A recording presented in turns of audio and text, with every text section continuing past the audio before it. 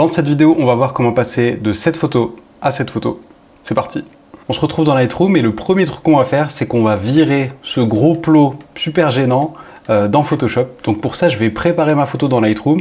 En gros, qu'est-ce que je vais faire? Tu vois, j'ai pas mal sous-exposé ma prise de vue. Je fais souvent ça pour protéger mes hautes lumières. Là, je l'ai peut-être un petit peu trop fait. Donc ce que je vais faire, c'est que je vais monter un peu l'expo. Voilà. C'est pas forcément l'expo que je voudrais à la fin. Et comme ça, au moins, je sais que j'ai des détails partout. Et si je veux ensuite légèrement sous-exposer, ben, je pourrais le faire. Ce sera mieux que de traiter la photo trop sombre dans Photoshop et ensuite de la rééclaircir plus tard. Tu vois, c'est mieux de travailler comme ça. Donc pour l'expo, c'est bon. Pour la balance des blancs, c'est bien aussi. Donc on perd pas plus de temps. Clic droit, modifier dans Photoshop. Quand tu as cette fenêtre-là qui s'ouvre, tu coches toujours la première option. Voilà, donc là, ce qu'on va essayer de faire, c'est de virer le plot qu'il y a derrière. Et pour ça, on va se servir de l'intelligence artificielle de Photoshop, parce que c'est clairement la manière la plus simple de faire. Il y a quand même plusieurs manières. Je vais t'en montrer une seule, mais je vais te parler un petit peu des autres philosophies. Là, en fait, ce qu'on pourrait faire, on pourrait détourer le plot comme ça, tu vois. Voilà. Et puis, cette partie-là aussi. Voilà, on pourrait faire un truc comme ça. On pourrait faire un truc comme ça en prenant aussi la partie là, et puis on pourrait faire remplissage génératif. Mais le problème, si on fait ça, tu sais quoi, je vais te montrer. Voilà, comme tu vois, le problème, c'est que les parties que j'ai sélectionnées, lui, il va les recréer, ce qui fait qu'il va recréer des parties ici, tu vois, sur la main, etc. Donc ça marche pas super bien. Il va falloir qu'on fasse autrement. Moi, je pense que ce qui serait bien, ce serait tout simplement de tout virer. Donc là, on va tout virer, puis on remettra Anne par au-dessus. Mais tu vas voir, j'ai fait une petite erreur dans la sélection volontairement parce que c'est peut-être le genre de truc qui peut t'arriver. Voilà, donc comme tu le vois, ça a plutôt bien marché. Mais le truc, c'est pourquoi est-ce qu'on a une putain de bande noire ici? Eh bien, la raison, elle est toute simple. C'est parce que on avait sélectionné cette partie. Et comme tu le vois ici, on a une ombre. On a l'ombre, en fait, du plot qu'on essaie de virer.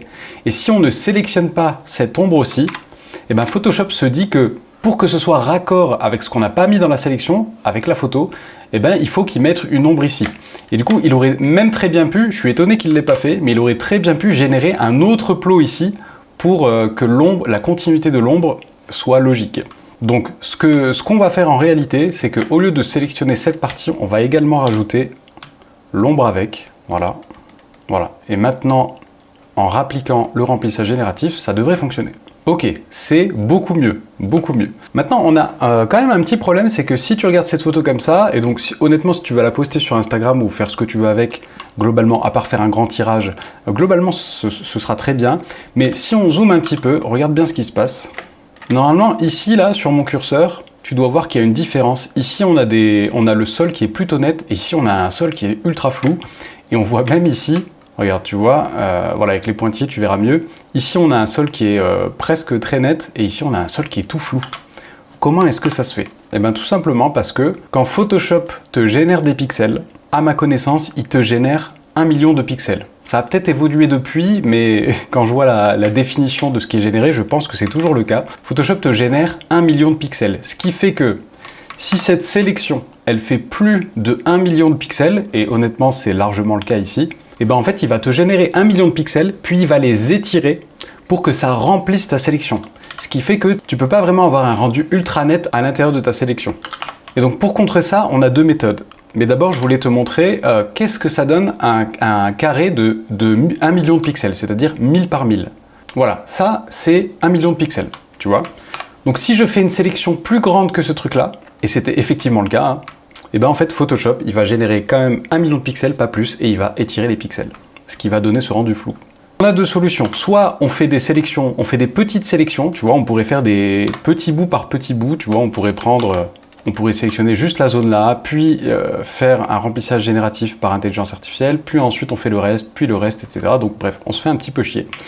Sinon, dans la nouvelle version de Photoshop, donc si jamais tu l'as pas, n'hésite pas à faire la mise à jour, il y a une nouvelle option, et cette nouvelle option, elle se trouve juste ici. Dans les résultats qui ont été générés, tu as ce petit bouton-là qui s'appelle Accentuation des détails, et si tu cliques dessus, ça va régler tous nos problèmes. Voilà, c'est terminé, on va aller regarder un petit avant-après.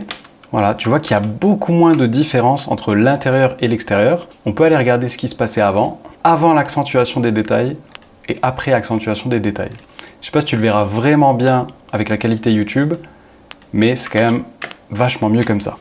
Bon, évidemment, là, on a un problème, c'est que on n'a plus le plot, mais on n'a plus Anne non plus. Donc on va aller la remettre. Donc je désactive le calque qu'on vient de faire. Et donc là, on va aller sélectionner le sujet. Et pour ça, il y a une super option. Tu cliques ici, là, sur l'outil de sélection d'objets. Et là, la magie, c'est plutôt que de cliquer sur sélectionner un objet, tu cliques sur la petite flèche ici et tu cliques sur Cloud. Si tu cliques pas là-dessus, c'est ton ordinateur qui va faire la sélection. Et si tu cliques sur la flèche et que tu sélectionnes Cloud, ta photo va être envoyée sur les serveurs d'Adobe et c'est vraiment les serveurs qui vont faire le calcul de la sélection, donc ça va être beaucoup plus précis. Et maintenant, on clique sur sélectionner un sujet. Et donc là, on va tout simplement faire CTRL-J pour dupliquer le calque. On fait une copie du calque, mais comme il y a une sélection qui est active, et ben en fait, on va copier que la sélection. Hop. Donc voilà à quoi ressemble notre calque. Donc pour ce qu'on veut faire, c'est très bien. Et donc ce calque-là, qui contient uniquement Anne, eh bien il faut que je le positionne au-dessus de l'effacement du plot. Comme ça. Hop. Et voilà. Comme ça, on a Anne, notre travail, et puis la photo de base qui est tout en dessous. On va aller regarder un petit peu la qualité de la sélection. Donc tout n'est pas parfait, mais honnêtement, c'est déjà très très bien. Ici, il nous manque un peu des petits cheveux. Ici, peut-être les cheveux, ça fait pas ultra naturel. Ici, le bras non plus. Voilà, on va aller raffiner un petit peu tout ça. Alors, il y a 3 autres tutos comme ça que j'aimerais bien te proposer. Dis-moi ce que tu préfères. Soit tuto numéro 1, Anne en pochette d'album. 2, Anne en mix street portrait coloré. Ou enfin, la voiture. Je me doute que la voiture, ce sera peut-être pas le plus passionnant pour toi, mais il y a tellement d'enseignements à prendre, je pense, dans cette vidéo, que voilà, je préfère te le dire, si jamais ça t'intéresse, dis-moi que tu veux le tuto numéro 3 sur la voiture, moi je te le ferai avec plaisir. Donc pour ça, je me mets sur le calque avec Anne, et puis si je veux supprimer des parties, je clique ici pour mettre un masque, le masque se met blanc, donc quand je vais venir peindre en noir sur ce masque, je fais disparaître des endroits de ce calque, et ce calque c'est Anne, donc je fais disparaître des endroits de Anne, et si je peins en blanc, eh bien je fais réapparaître des parties de Anne. Donc là, on va tout simplement prendre un pinceau noir et faire disparaître les petites parties qui nous dérangent. Tu vois, ici on a un petit liseré blanc, on va le faire disparaître. Bon là, je zoome à 600% sur la photo, honnêtement, t'as pas besoin de t'embêter à ce point-là, mais voilà, juste je te montre un peu la méthode. Voilà, la sélection est beaucoup plus propre, et donc maintenant j'aimerais bien m'occuper un petit peu des cheveux. Donc là, je vais prendre le lasso et puis je vais dessiner à peu près où devraient se situer quelques cheveux. Et on va écrire cheveux tout simplement. Voilà, c'est génial. Avant, il fallait se faire chier à les repeindre avec un pinceau, c'était une galère de fou. Et là, je vais en refaire un petit peu ici aussi. Ok, je vais prendre ceux-là. Avant, après les cheveux. Impeccable. Bon, évidemment, là, on s'est servi de l'intelligence artificielle pour générer les pixels derrière, et honnêtement, je te recommande vraiment de faire ça, mais c'est vrai que dans certains cas, des cas un peu plus poussés, l'intelligence artificielle, c'est pas toujours possible, et il faudra peut-être parfois que tu fasses des opérations à la main. Donc si jamais tu as envie de pousser tout ça, pousser Lightroom et pousser Photoshop, j'ai une formation complète là-dessus qui s'appelle Maîtriser le traitement et la retouche sur Lightroom et sur Photoshop. Je te mets le lien dans la description, si ça t'intéresse, n'hésite pas à aller jeter un œil. Je te propose qu'on aille virer la personne là-bas. Hop, comme ça. Là, ce qui me fait un peu peur, c'est qu'il y a un mec flou en premier plan, donc est-ce qu'il va bien réussir à gérer le flou devant? On va dire que oui. Je sais pas pourquoi je doute encore. Pourquoi je doute encore de l'intelligence artificielle? Je sais pas. On va sauvegarder le document avec un petit CTRL S. Et maintenant, dans Lightroom, on va simplement s'occuper de la colorimétrie. Alors en ce moment, j'aime bien mes petits presets mariage que j'applique même sur du portrait. Donc de base, je l'avais retouché avec Como Lake, que j'aime bien, qui est un peu onirique, même si la photo est un peu trop lumineuse à mon goût. Voilà. On pourrait la retoucher aussi avec Riverside, qui est pas mal, qui ajoute beaucoup plus de netteté et de détails. Tu vois, Como Lake, beaucoup plus embrumé. Riverside, beaucoup plus net.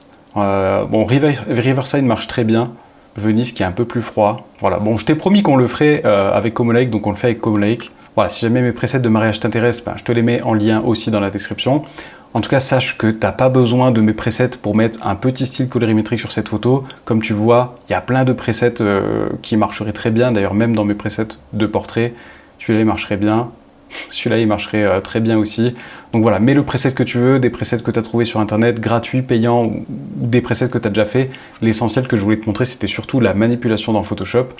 Et là, les petites finitions dans Lightroom. J'hésite juste avec les hautes lumières. Voilà. Est-ce que je baisse un peu les hautes lumières? Moi, j'aime bien quand même quand il y a une petite source de lumière un peu plus forte. Donc je pense que je vais laisser comme ça. Peut-être je vais baisser légèrement la température.